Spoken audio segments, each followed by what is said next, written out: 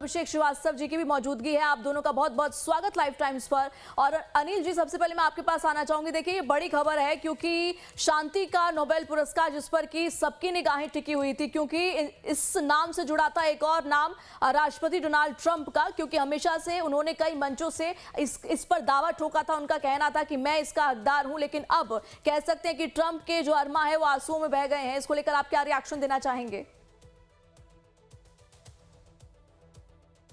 अभिषेक, ये सवाल आपसे जी। ठीक है। बिल्कुल, पिछले कई महीनों से राष्ट्रपति ट्रंप ने ये अरमान लगा रखा था कि उन्हें शांति का नोबेल पुरस्कार मिलेगा, लेकिन गाजा पीस प्लान लाते-लाते उन्होंने काफी देर कर दी।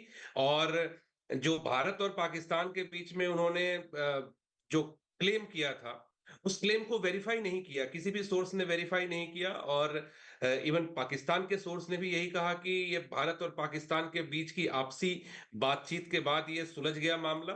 हालांकि आसिफ मुनीर कई बार वहां जाकर के उन्हें वैलिडेशन देते रहे।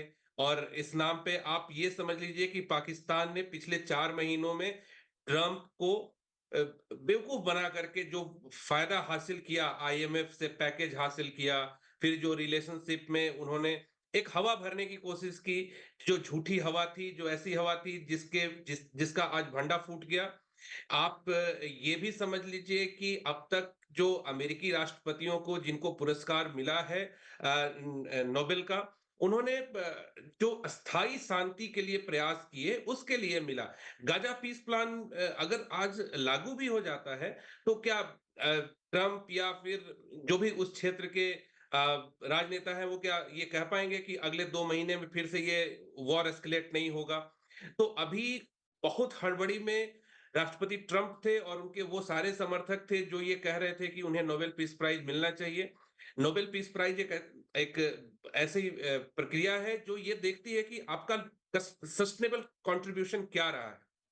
दूसरी बात, जो आप कह रही थी अभी कि लोकतंत्र को स्थापित करने में जिस वेनेजुएला के लीडर को मिला है ये अवार्ड, अब मामला यहाँ पर ये भी है कि पिछले 6 महीने में जब से राष्ट्रपति ट्रंप ने टैरिफ लगाना शुरू किया है, तो आज तो ये देखा जाए कि जो वैश्विक लोकतंत्र है, जो ग्लोबलाइजेशन, लिबरलाइजेशन की जो एक वर्ल्ड ऑर्डर खुद अमेरिका लेकर के आई थी, जो इसमें जिसमें एक खुले विश्व की बात थी, खुले विश्व की कल्पना थी, उसे भी उन्होंने ध्वस्त करने का कोशिश किया। एक प्रोटेक्शनिस्ट अप्रोच लेकर के वो देशों के साथ अपने संबंध को कर, तो विश्व व्यवस्था को अस्थिर करने का जो उनका एक तरफा प्रयास है, उस जी प्रयास में अभी काफी समय लगेगा उन्हें ये स्थापित करने में कि वो वैश्विक वैश्विक शांति के लिए प्रयासरत है। जी। अभिषेक जी, ये भी बताइएगा, चूंकि इससे पहले नोबेल शांति पुरस्कार को लेकर कई बार डोनाल्ड ट्रंप ने अपने विचार रखे थे और साथ ही साथ उनके समर्थकों का कहना यह था कि उत्तर कोरिया की बात करें या फिर मिडिल ईस्ट में शांति लाने की कोशिशों के लिए उन्हें नोबेल मिलना चाहिए, लेकिन अब नहीं मिला। तो अब उन समर्थकों का क्या कुछ रिएक्शन हो सकता है अगर देखा जाए तो? उन्हें अगले साल का इंतजार करना चाहिए। उन्हें अपने शांति प्रयासों के लिए और भी काम करने चाहिए जहां भी विश्व में वो क्लेम कर पाए। मुझे तो ये भी कहना है कि जो उनका सबसे बड़ा क्लेम था जब वो राष्ट्रपति बनने वाले थे, तो उन्होंने सबसे जी पहले कहा था कि मैं राष्ट्रपति बनने के 24 घंटे के अंदर या 48 घंटे के अंदर वो रूस और यूक्रेन का युद्ध रुकवा देंगे। वो तो आज तक रुकी नहीं उनके प्रयासों से। उल्टा उस युद्ध को रुकवाने के नाम पे उन्होंने भारत जैसे मित्र देशों के ऊपर 25% रशियन ऑयल खरीदने के लिए जो सैंक्शन लगा दिया, वो भारत अमेरिका के संबंध को एक तरफा बर्बाद करने पर तुले हुए हैं। तो इससे तो जी ये दिखता है कि वो वैश्विक शांति के लिए प्रयासरत हैं या उनकी इच्छा शक्ति कितनी है। लेकिन वैश्विक शांति के लिए प्रयासरत रहते हुए हम अपने जो मजबूत संबंध हैं, जो विश्व में 2 बड़े लोकतांत्रिक देश हैं, उनके संबंधों को दांव पे लगा देना, ये शांति के लिए हम किस अशांति की तरफ बढ़ रहे थे। इसलिए मुझे लगता है बिल्कुल कि उनके समर्थकों को, राष्ट्रपति ट्रंप को अभी और प्रयास करने की आवश्यकता है, अगर नोबेल पीस प्राइज के लिए उनकी इच्छा अभी भी बची है। बिल्कुल। अभिषेक जी, कई बार उन्होंने पाकिस्तान भारत युद्ध रुकवाने की बात कही थी या फिर गाजा पीस प्लान की बात करें तो कई बार उनकी कोशिश यही रही दिखाने की कि मैं जो पीस की तरफ हूं, मैं कार्यरत हूं। लेकिन बीच में रेसिप्रोकल टैरिफ की बात की जाए, जो पूरा टैरिफ का गेम था, क्या इसको एक्स फैक्टर कहा जा सकता है कि ये एक्स फैक्टर बना जिसकी वजह से नोबेल पीस प्राइज जो है वो नहीं मिला है राष्ट्रपति डोनाल्ड ट्रंप को? किस तरीके से इसे देखा जाए, क्या एक्स फैक्टर हो सकता है? ये आपने बड़े अच्छे सवाल उठाई। जो टैरिफ जो उन्होंने टैरिफ बढ़ाने की बात की, उससे क्या हुआ? उससे वो क्या भारत को रोक पाए रूस के साथ संबंध बेहतर करने में? इससे तो रूस की स्थिति और मजबूत हो गई। रूस को और उसके नए साथी मिल गए। तो जो ट्रंप की टैरिफ नीति से परेशान देश थे, उन्होंने एक अल्टरनेट विश्व व्यवस्था को देखने की कोशिश की और वो अल्टरनेट विश्व व्यवस्था बनने लगी है।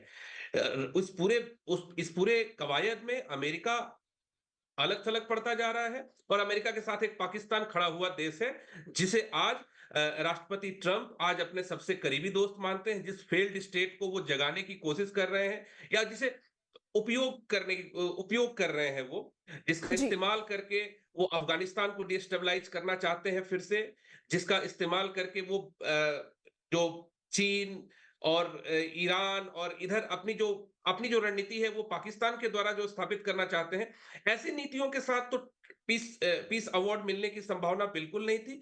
टैरिफ ने जी। निसंदेह उनकी जो छवि थी उसको वैश्विक तौर पे नुकसान पहुंचाया है।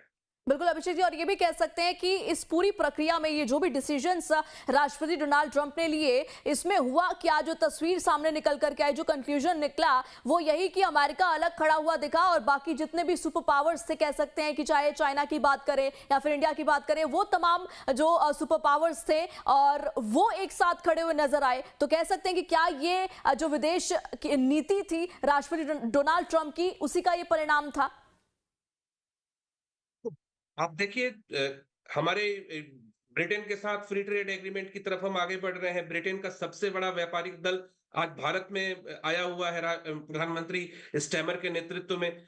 जो यूरोप जो नब्ज पकड़ चुका है कि भारत को इग्नोर करके भारत के साथ व्यापारिक संबंध को विस्तार दे करके हम वैश्विक राजनीति में अपने रेलेवेंस को बनाए रख सकते हैं। वहीं अमेरिका दूसरी तरफ भारत के साथ व्यापारिक संबंध को लिमिट करना चाहता है, कमजोर करना चाहता है, सीमित करना चाहता है।